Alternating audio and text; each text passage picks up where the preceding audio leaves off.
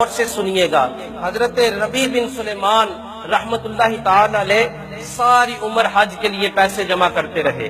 جب ضعیفی آ گئی، جب عمر ڈل گئی اور حج کے لیے پیسے اکٹھے ہو گئے، اس وقت حج جو ہے وہ جہاز یا ٹرین یا بسوں پہ تو ہوتا نہیں تھا، اونٹ گھوڑے اور پیدل لوگ چلا کرتے تھے۔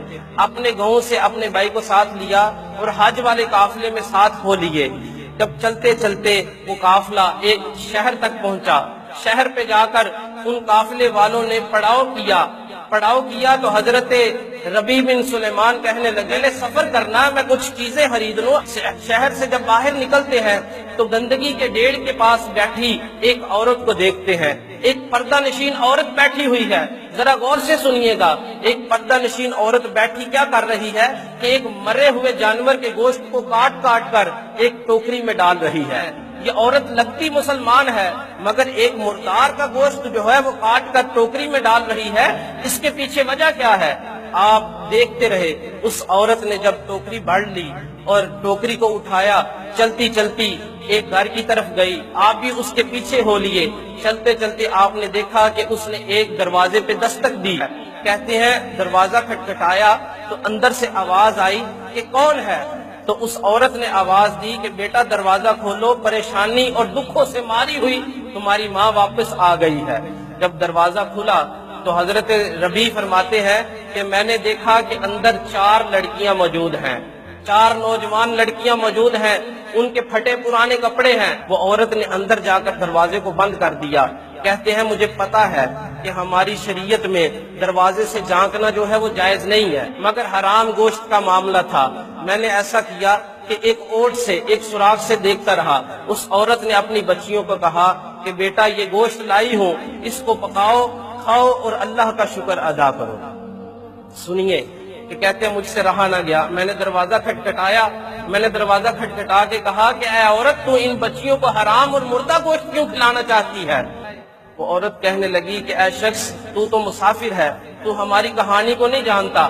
ہم لوگ اس کیفیت تک پہنچ چکے ہیں کہ ہم پر حرام جو ہے وہ حلال ہو چکا۔ وہ عرض گزار ہوئے۔ حضرت ربیع کہنے لگے کہ اے عورت مجھے اپنا معاملہ تو بتا، معاملہ کیا ہے؟ تو ذرا غور سے سنیے۔ کہنے لگی کہ میں اولاد علی ہوں، میں نبی پاک صلی اللہ علیہ وسلم کی اولاد سے ہوں، حضرت فاطمہ الزہرا رضی اللہ تعالی عنہا سیدہ خاتون جنت کی بیٹی ہوں، ان کے نسب سے ہوں۔ میرا خامن جو تھا سید زادہ تھا اور میرے خامن کو اجل آ گئی، وہ ساری عمر محنت مزدوری کرتا رہا، اچانک موت آئی اور وہ اس دنیا سے چلا گیا۔ جو کچھ مال چھوڑ گیا تھا وہ کچھ عرصہ ہم نے استعمال کیا۔ چونکہ سید ہیں ہم زکوٰۃ بھی نہیں لے سکتے، لوگوں کے صدقات بھی نہیں لے سکتے، کیونکہ سید زادے ہیں، سادات کے عالی گھرانے سے تعلق ہے۔ تو سنیے مجھ پہ ایسا وقت آ گیا ہے کہ اب اپنی جان کو بچانے کے لیے، اب اپنی بچیوں کی جان کو بچانے کے لیے میں نے حرام گوشت کو لایا۔ میں حرام گوشت اتنا کھلاؤں گی کہ ان کی زندگی بچ جائے، ہمارے پہ تو یہ بلا ٹوٹ پڑی ہے۔ تو سنیے حضرت ربیع بن سلیمان رونے لگے، بلک بلک کر رونے لگے۔ کہتے ہیں کہ خدا کی قسم میں حج نہیں کروں گا۔ نبی پاک صلی اللہ علیہ وسلم کی آل جو ہے وہ تو فاق و مستی میں زندگی گزارے، نبی کی آل پہ اتنا کڑا وقت آ جائے اور ربیع بن سلیمان جو ہے وہ حج کرتا پھرے۔ آپ اپنے قافلے والوں کے پاس گئے، واپس گئے اور جا کے کہنے لگے بھائی میرا مال واپس کر دو، میں نے حج نہیں کرنا۔ اب جیسے تیسے بھی ہوا ان کو حج کے پیسے لوٹا دیے گئے۔ حضرت ربیع بن سلیمان بازار کی طرف جاتے ہیں، بازار میں جا کر اشیاء خرد و نوش کو خریدا اور کچھ آٹا خریدا، کچھ بچی کچی رقم کو آٹے میں رکھ دیا۔ جب جا کے دوبارہ دروازہ کھٹکھٹایا تو اندر سے آواز آئی کون؟ کہنے لگے میں وہی مسافر ہوں جو تھوڑی دیر پہلے حاضر ہوا تھا۔ تو اندر سے آواز آئی، ذرا غور سے سنیے گا کہ اندر سے آواز آئی کہ اے شخص، اے مسافر تو چلا جا، کہیں ایسا نہ ہو کہ جو عزت بچ گئی ہے ہم اس عزت سے بھی ہاتھ دھو بیٹھے۔ تو کہنے لگے خدا کے لیے ایک مرتبہ دروازہ کھول دیجئے۔ جب دروازہ کھولا تو کھانے کا سامان دیا اور آٹا دیا۔ یہ سارا معاملہ دیکھ کے وہ سید زادیاں اس حد تک خوش ہوئیں اور حضرت ربیع بن سلیمان واپس آ گئے اور سوچنے لگے کہ اب اس حالت میں اگر اپنے گاؤں جاؤں گا تو لوگ باتیں کریں گے کہ پتہ نہیں حج کرنے کیوں نہیں گیا۔ پتہ نہیں رستے میں کیوں رک گیا ہے، آپ وہیں پہ اسی شہر میں رکے رہے، وہیں پہ نماز پڑھ لیتے، مسجد میں جاتے، جو ملتا وہ کھا لیتے۔ اب قافلے والے واپس آئے، جب قافلے والے واپس آئے تو ایک شخص آگے کہنے لگا کہ اے ربیع بن سلیمان، تو نے ہمارے ساتھ قافلے میں حج کرنے کے لیے نہیں جانا تھا تو سیدھا سیدھا بتا دیتا کہ ہمارے ساتھ نہیں جاتا، تو حج کرنے گیا ہوا تھا۔ اب ایک شخص نے بھی یہ کہا، دوسرا شخص بھی آگے کہنے لگا کہ میں نے آگے زمزم پہ بھی تجھے زمزم پیتے دیکھا، تلبیہ پڑھتے بھی دیکھا، تجھے طواف کرتے بھی دیکھا، تو نے ہمارے ساتھ حج پہ نہیں جانا تھا تو کن کے ساتھ حج پہ گیا؟ اب ان کا بھائی بھی چونکہ موجود تھا، اور بھائی آ کے کہنے لگا کہ میرے بھائی میں آپ سے بہت ناراض ہوں، اگر آپ کو مجھ جیسا رفیق نہیں چاہیے تھا تو آپ سیدھی بات کہہ دیتے کہ بھائی میں نے تیرے ساتھ حج نہیں کرنا۔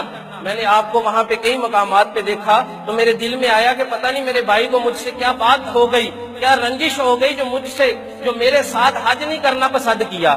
حضرت ربیع بن سلیمان دل میں سوچنے لگے کہ میرے مولا کا کرم ہو گیا مجھ پہ، میرے مولا نے میرے حج کو قبول کر لیا۔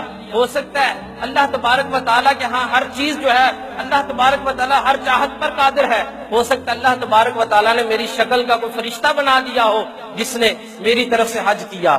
اور سنیے کہ ایک شخص آیا، اس نے ایک مال کی تھیلی دی اور کہنے لگا بھائی فلاں جگہ پہ تو نے مجھے یہ تھیلی دی تھی، میں سارا حج تجھے تلاش کرتا رہا، تو مجھے نہیں ملا، یہ اپنا سامان تو واپس لے لے۔